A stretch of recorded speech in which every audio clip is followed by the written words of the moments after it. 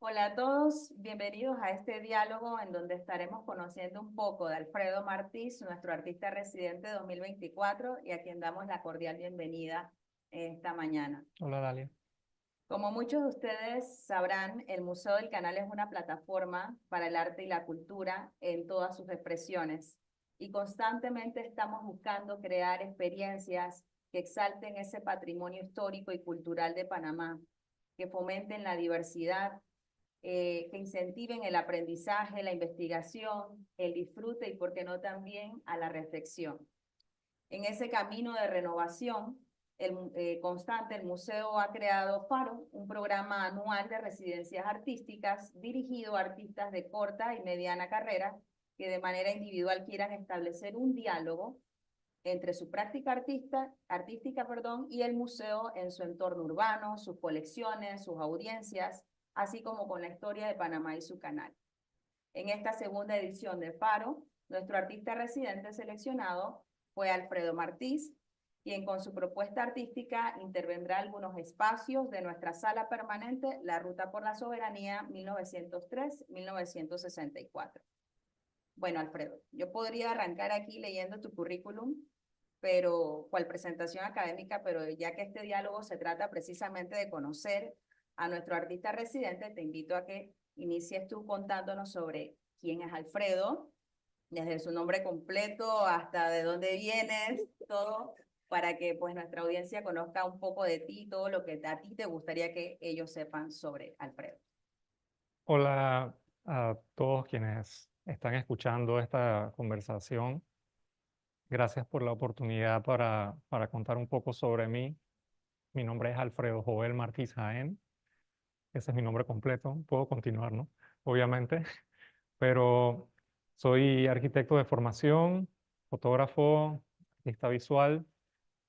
Tengo ya varios años que he estado desarrollando mi trabajo artístico utilizando principalmente la fotografía como medio, y en ese recorrido me ha interesado mucho la parte narrativa, la parte de contar historias a partir de las imágenes, salir de la idea que una fotografía sola tiene que abarcar todo porque es imposible. Creo que una secuencia de fotografías y un trabajo que va mostrando como distintos patrones de las series que uno desarrolle, hacen que sea más interesante de todo esto. Me interesa la parte de lo poético en el arte, en la fotografía, la parte metafórica, y de alguna forma también me he interesado a partir del 2014 en el tema de la memoria y la pérdida de la memoria. Y ese es uno de mis líneas principales de trabajo en los proyectos que he estado haciendo en los últimos años. Pensando un poco en eso que acabas de comentar sobre el tema de la memoria y lo documental, eh, tu propuesta, Bombas no detonadas, cuando decides participar para esta convocatoria del museo, cuéntanos un poco qué relación había entre esa propuesta. ¿Ya la tenías en mente antes de venir al museo o fue algo que surgió cuando viste la convocatoria? ¿Qué te trajo a participar aquí? ¿Qué te llamó la atención de esta propuesta? Cuando revisé el material de la convocatoria y vine aquí al auditorio del museo que presentaron el programa, contaron un poco sobre en qué consiste la residencia artística y nos hicieron un recorrido por la sala permanente de la Ruta de la Soberanía. No tenía una idea clara de qué es lo que quería presentar o qué es lo que podía presentar. Tenía el interés de participar, pero no había definido un tema. Estando en la sala, hubo una serie de objetos que a mí me llamaron particularmente la atención y me conectaron con algo que había visto anteriormente en inquietudes que he tenido de investigación. Eso es específicamente en el centro de esa sala hay una mesa que cuenta sobre la isla San José. y tiene una serie de objetos que son bombas que no fueron detonadas. Y la isla San José es un espacio dentro del archipiélago de las Perlas que fue utilizado por los estadounidenses, los militares estadounidenses, para hacer pruebas con armamento químico. En algún momento, en los recorridos que yo estaba haciendo por la ciudad y por edificios abandonados, documentando procesos de transformación urbana, arquitectura, cambios en el espacio, me encontré con un sobre que se llamaba bombas no detonadas.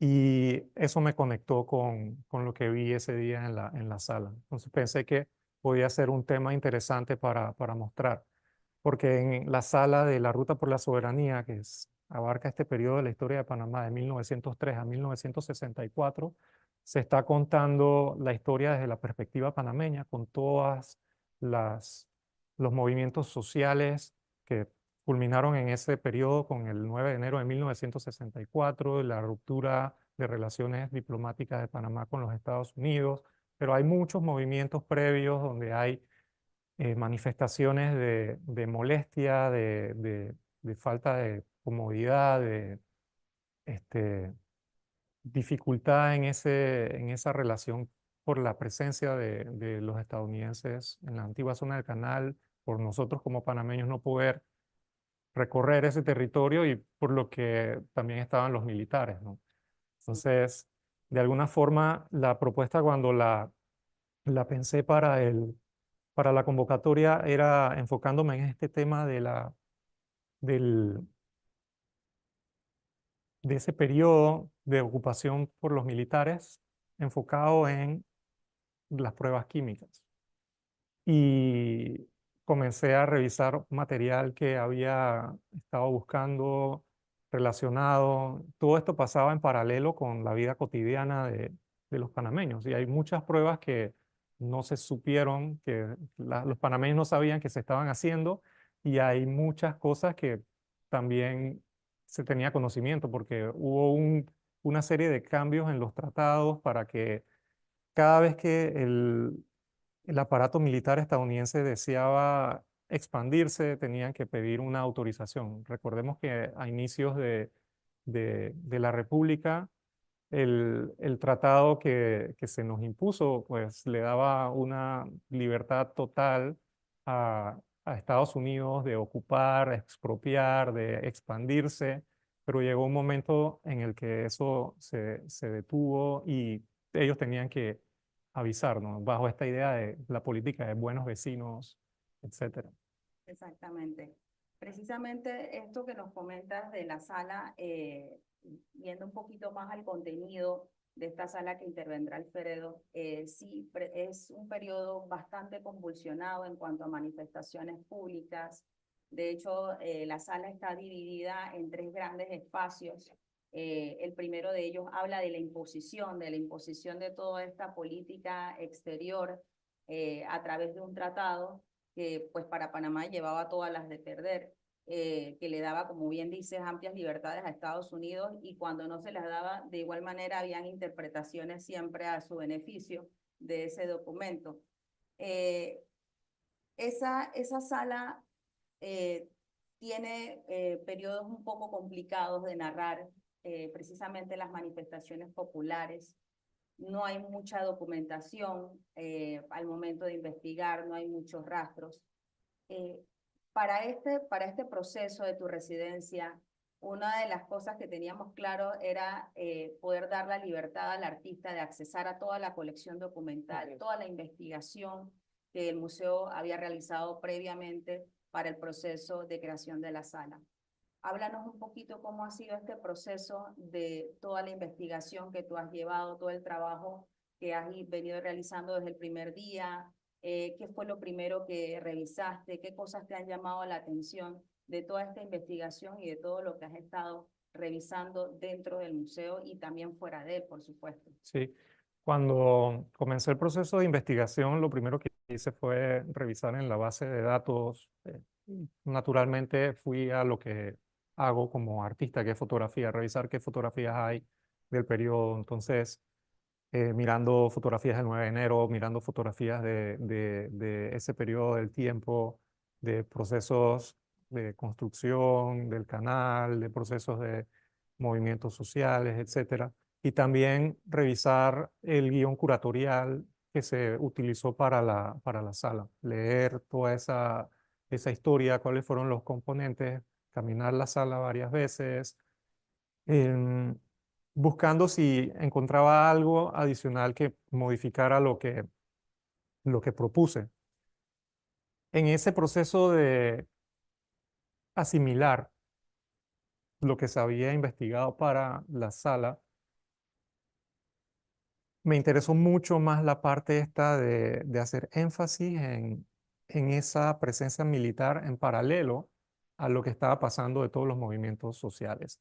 Entonces comencé a revisar más archivos de National Archive Catalog, que fue una de las referencias que me diste. Entonces comencé a buscar fotos, comencé a ver qué documentos había, a también revisar en Library of Congress en Estados Unidos, todo esto online, lo que se puede accesar online, lo que se puede revisar online, porque hay documentos que todavía no están disponibles para consulta online, pero están disponibles para consulta física. Y también hay material que está obviamente clasificado y que no se puede eh, conseguir información. Sí. Se tienen que hacer las solicitudes para esto. En estas conversaciones que hemos tenido con el equipo de investigación, también me hicieron recomendación de libros para leer que hablan sobre los sitios de defensa de los Estados Unidos en la antigua zona del canal. Y hay uno que se llama Emperadores en la Jungla, eh, que fue escrito por John Lindsay Poland. Y ese libro tiene un capítulo que se llama La Isla Probeta, donde hablan sobre la isla San José, pero no solamente hablan sobre la isla San José, sino hablan sobre todo el territorio del trópico panameño como un espacio perfecto para ellos realizar pruebas con gases persistentes, para probar la efectividad de los gases, para probar la resistencia de sus soldados y de su equipamiento a estos gases. Y eso, como les había comentado hace unos minutos, todo pasaba paralelo a la vida cotidiana. O sea, uno estaba acá en el casco antiguo en esa época y ellos estaban haciendo pruebas de cortinas de humo con gases en Pedro Miguel o en Chivo Chivo, en otros lugares, ¿no? En Cerro Tigre, perdón. Y también ellos tenían distintos sitios de almacenamiento, ¿no? Y probaron una cantidad de, de gases que en algún momento dicen que ellos no probaron con agentes neurotóxicos, pero sí hay personas que estuvieron involucradas en estos programas que comentan que sí se hicieron pruebas con agentes neurotóxicos, con VX.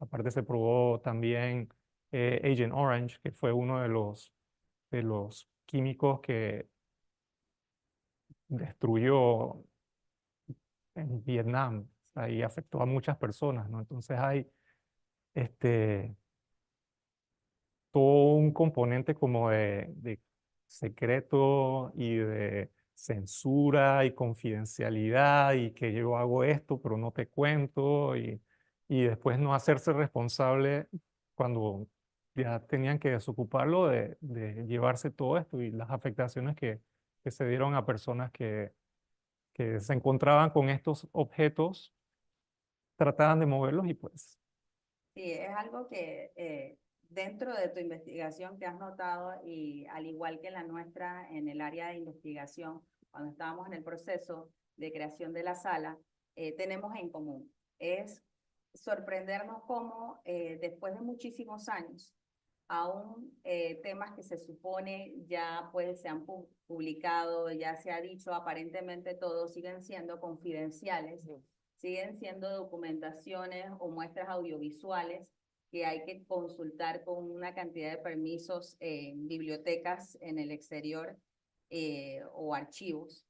Así que llama un poco también a la duda, a la reflexión, si realmente tenemos clara toda la historia contada o por cuánto tiempo vamos a seguir con estos huecos, estos espacios. porque pues como investigadora sí tengo que reconocer que nosotros en la sala quisiésemos contar mucho más, decir las cosas. Hay muchas preguntas que el público tiene que igualmente las tenemos nosotros porque no hemos podido responder sobre el por qué, por ejemplo, la pregunta que se hace todo el mundo ahora que estás hablando de las áreas de pruebas de gases, de químicos, ¿por qué no limpiaron todas estas áreas de prueba antes de irse?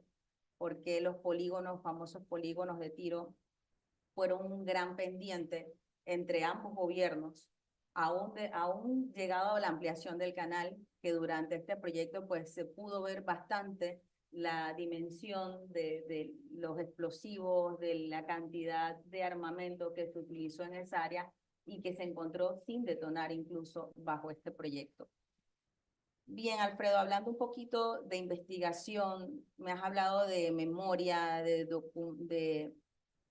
todo lo que tiene que ver con documentación. O sea, ¿podríamos decir que esta es la primera vez que tú has trabajado un proyecto similar a esto o ya tú habías hecho algún tipo de proyecto parecido con esta línea que tiene que ver con lo documental, la memoria? Pues esa pregunta es interesante. La experiencia más reciente que tengo trabajando con archivo previa a esta fue en la exhibición de 60+1 del Pequeño Gran Museo de Ancón, ahí en el Museo de Arte Contemporáneo.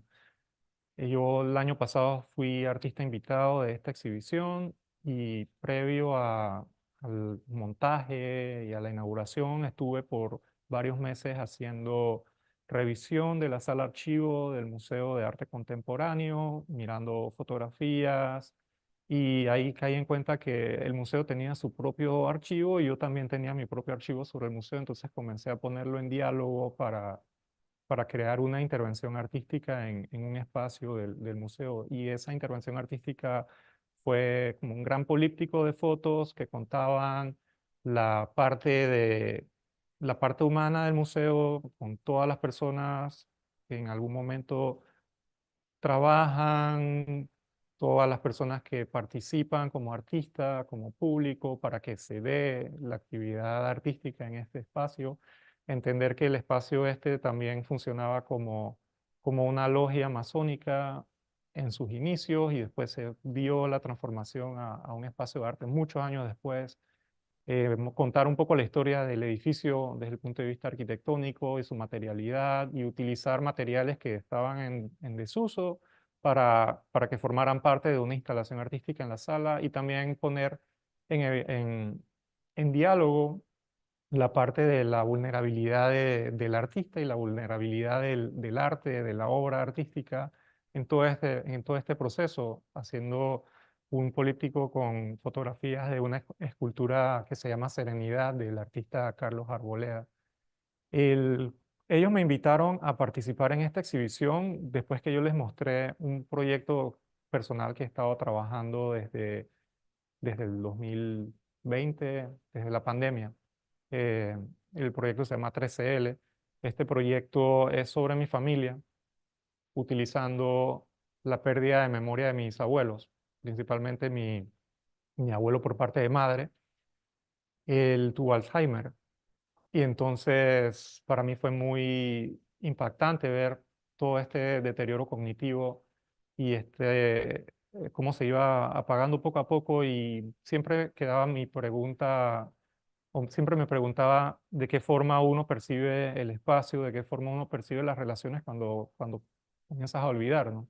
Y comencé a leer sobre ese tema y me interesó mucho esa parte de cómo los recuerdos se forman en el cerebro, se activan distintas conexiones de neuronas, pero esas neuronas que se activaron al momento de fijar un recuerdo no son las mismas que se activan cuando tú lo recuerdas, así que cada vez que tú recuerdas algo, estás modificando ese momento y estás alterando ese recuerdo y se va degenerando en el tiempo y de alguna forma eso también se relaciona con mi interés por los procesos de transformación urbana, que he estado documentando la ciudad de Panamá en distintos lugares, cómo van cambiando, y he ido a edificios que ya no existen, he entrado a espacios en los que he pedido permiso y he podido documentar como los últimos meses de existencia de esos espacios. Un ejemplo de esto es el Mercado de Abastos, que es un proyecto colaborativo con Carlos Mora, un gran amigo. Nosotros pedimos permiso al municipio, nos dejaron entrar, no sabemos cómo, pero ahí estábamos yendo todas las semanas eh, con mucha disciplina para conversar con la gente, para hacer fotos y pues al final termina siendo un recuento fotográfico y de video de los últimos 3 meses de existencia de ese mercado. Cuando ya la gobernación dio la orden de desalojo para que se fueran todas las personas a el Merca Panamá, pues se cierra el espacio, no se permite que nadie entre. Ahí entré y hablé con los policías para que me dejaran hacer fotos mientras iban demoliendo todo. Y entonces, eh, eso, yo creo que ese tipo de proyectos me ha ayudado en en la manera como voy haciendo la investigación y el interés que tengo sobre el tema. Este proyecto de Abastos no se ha quedado solamente en ver esas fotos, sino ver también históricamente que había y casualmente ahorita que estoy haciendo esta investigación para bombas no detonadas, también encontré fotos de lo que era el mercado de abastos anteriormente, entonces descargué esas fotos y las tengo ahí como aparte para que alimente ese proyecto. Entonces, a mí me parece fascinante todo esto, ¿no? Y la parte de trabajar la residencia artística en el Museo del Canal, en este programa de Faro, también es una buena oportunidad para ayudar a visibilizar historias o aspectos que son muy sutiles, que son delicados, que no son conocidos por muchas personas y ponerlos en relación, en contraste con lo que estaba pasando en ese periodo de tiempo y de alguna manera como dar un panorama un poco más amplio, pero insistiendo en esa incomodidad que había, ¿no? Y el hecho que no haya como tanta documentación, el que uno va encontrando cosas y va armando historias y va como enlazando, encontrando patrones, también es interesante porque esos vacíos dan espacio a que uno artísticamente explore y, y le combine cosas para hacer algo profundo.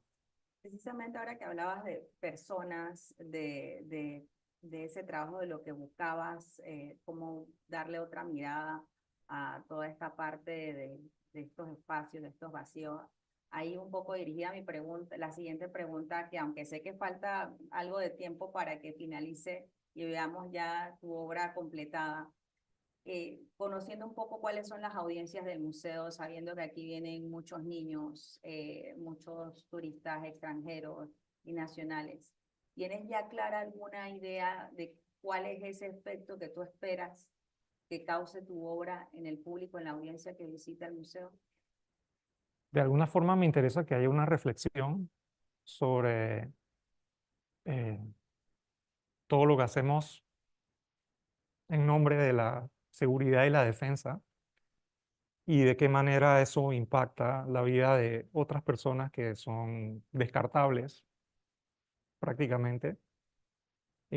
También me interesa que haya una reflexión sobre los impactos que eso tiene a la salud y muchas cosas que hemos hecho como especie que han afectado el ambiente también, ¿no? Y de qué manera nosotros tenemos que hacernos responsables, ¿no? Por por el impacto que sigue de las acciones que nosotros hacemos. Eso es una de las reflexiones, no sé si se logre, eh, depende de cómo se transmita la obra. Todavía no tengo muy claro de qué manera se va a manifestar. Tengo algunas exploraciones que estaba haciendo muy sutilmente. Me he enfocado como en nutrirme, en leer, en dejarme asombrar, en molestarme Sí. también.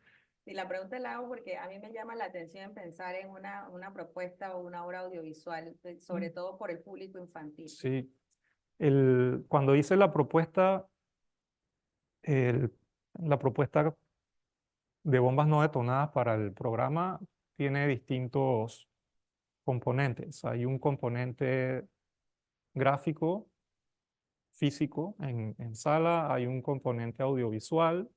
Ahí ya en ese espacio hay un proyector, hay proyectores que se puede modificar lo que hay de contenido y se puede insertar y filtrar la intervención artística en ese espacio. Tenía en mente quizás algo como tipo site specific de instalación artística, pero no estoy seguro si eso vaya a ser posible porque hay que ver, depende de materialidad, depende de una serie de factores que no afecten lo que hay en la sala, en la colección. Y el otro componente que me interesaba era agarrar todo ese material y crear como una publicación que podría ser algo muy pequeño, algo como de un libro que, que sirva para narrar esa historia desde un punto de vista de autor, pues. Ahora, lo bonito viene ahora, no es que lo que estaba haciendo no es bonito, pero ahora viene la parte donde todo eso se comienza a mezclar y me interesa ya esta semana arrancar con exploraciones de posibilidades, qué puedo hacer, cómo puedo ir armando todo esto para ya cuando se hace eh, el cierre del programa, pues tener como una diversidad de opciones para intervención del espacio. ¿Hay algún tema, hay algún espacio, pieza que te haya sido más complicado hasta el momento en que vamos con la investigación, este proceso, o algo que era totalmente desconocido para ti? O sea, ¿hay algún momento o detalle curioso de todo lo que llevas en tu proceso hasta ahora que, que no esperabas encontrarte? O No tenía idea que aquí habían hecho pruebas con Agent Orange, por ejemplo. No tenía idea que habían hecho pruebas con VX Nerve Agents. Tampoco de acá de parte de Panamá, no conocía la historia de, ¿cómo se llama? El movimiento este del, de la capucha, sí, acción acción, comunal. acción comunal. No tenía idea de la existencia de acción comunal. Entonces ver ahí estos objetos y ver también como la bandera o el estandarte de ellos y la simbología, que ellos no escogieron esa simbología pensando que luego se utilizaría de una forma negativa Exactamente, en porque el para los mundo. que no conocen nuestra sala, dentro de este espacio, el museo cuenta con algunas piezas que tienen que ver con la creación de Acción Comunal, que fue un movimiento civil Sí. que inicia en la década del 20 y pues desaparece luego del primer golpe de Estado que Sí. ocurre en Panamá en 1931. Y sí, definitivamente es una de las piezas que por lo general llama la atención desde los más pequeños hasta el más adulto por las capuchas y toda la simbología que aparece en este espacio. La máscara de gas La también, máscara de gas. obviamente relacionada con las bombas.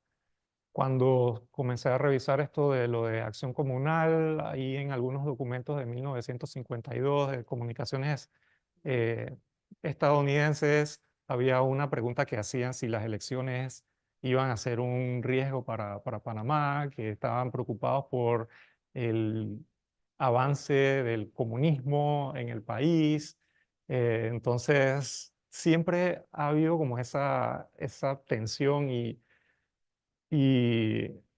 me parece interesante que son ciclos que se van repitiendo las mismas preguntas y se mantienen. Entonces, esa relación metafórica que hacía de las bombas no detonadas la llevaba al punto de nosotros como personas, de qué forma cada mala decisión que se toma a nivel de políticas, a nivel social, a nivel cultural, económico, nos impacta y nos convierte a nosotros en esas bombas no detonadas similares al objeto físico. Entonces estas cosas pasan también como lo que vemos al fondo, ¿no?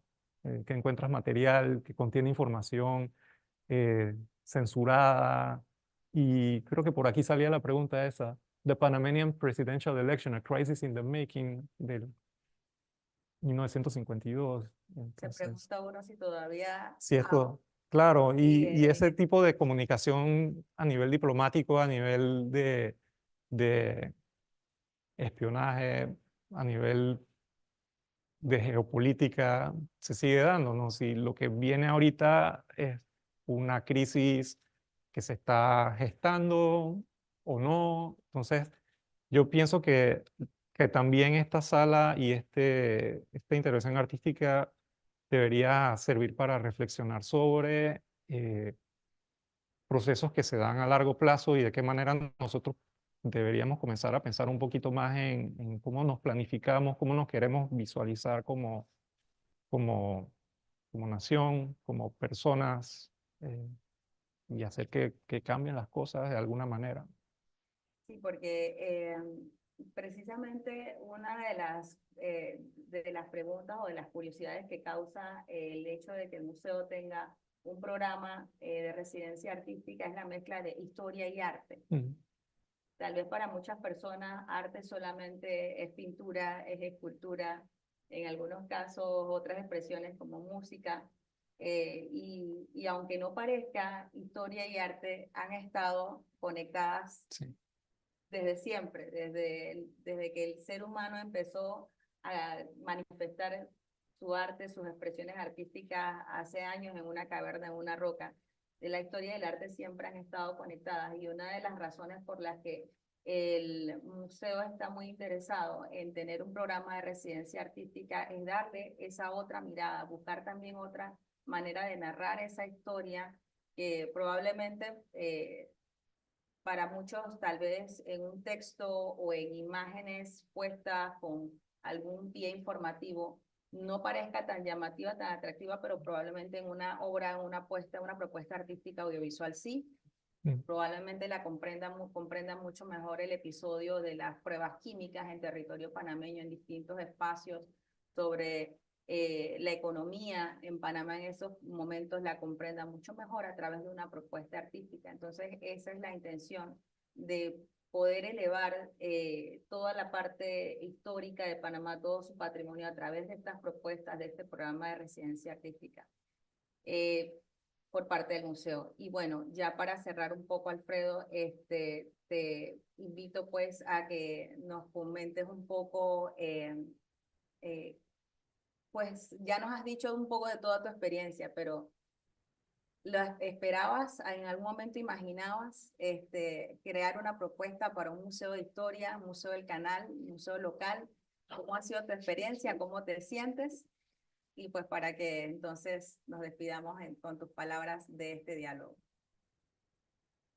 Nunca me imaginé que iba a generar investigación y obra artística en un museo de historia. Eso es algo fascinante, es muy emocionante para mí, me llena de alegría poder contribuir de alguna manera con el imaginario y poder contribuir con la historia o contar la historia desde otra sensibilidad, otra perspectiva, eh, entendiendo obviamente la responsabilidad de informarse adecuadamente para crear, pero dándome la libertad también para mutar las cosas y combinar de alguna manera para generar algún tipo de experiencia, algún tipo de emoción, algún tipo de narrativa. Esa es la parte que es, creo que como una chispa ahí emocionante y siempre lo tiene a uno activo. Yo estoy eh, viniendo aquí al museo durante las semanas. Tengo un estudio de trabajo que se va a ir llenando de pruebas y va a ir creciendo lo que se va mostrando ahí. Eventualmente ese espacio creo que se podrá visitar, se podrán hacer visitas de estudio al artista y conversar y talleres. Hay que ver cómo se organiza el programa público, pero va a ser bien simpático cuando ya se comience a ver más cosas y conversar con las personas y quizás llegue alguien con información que uno no conocía y ¿Para qué fecha es que veremos ya tu obra completada? La obra finalizada tiene que estar, yo tengo que entregar los resultados a finales de abril y la exhibición inaugura en mayo. Hay un periodo de montaje y todo esto, pero previo a yo entregar también se pueden hacer visitas para ir viendo para cómo ir viendo cómo va el proceso y hablar sobre el proceso y conversar sobre eso. Este, aparte de venir acá también, pues estoy constantemente pensando qué puedo eh, generar y también pues dándome espacio para descansar y y no saturarme con el claro, tema, ¿no? sí. Porque siempre uno tiene que alejarse un poquito y mirarlo después con ojos frescos. Exacto. Bueno, muchas gracias, Alfredo, por compartir con nosotros todo este proceso, tus impresiones, cómo vas trabajando hasta ahora. Y pues como ustedes ya escucharon, para mayo estará listo toda la obra completa dentro de la sala permanente del Museo del Canal, pero previamente se van a estar anunciando en qué momento se podrán realizar visitas y conocer un poco de cómo ha sido todo el trabajo de Alfredo Martí en esta intervención, en esta segunda edición de nuestra residencia artística Faro. Muchas gracias a todos por acompañarnos y pues nos esperamos ver pronto. Gracias. Gracias.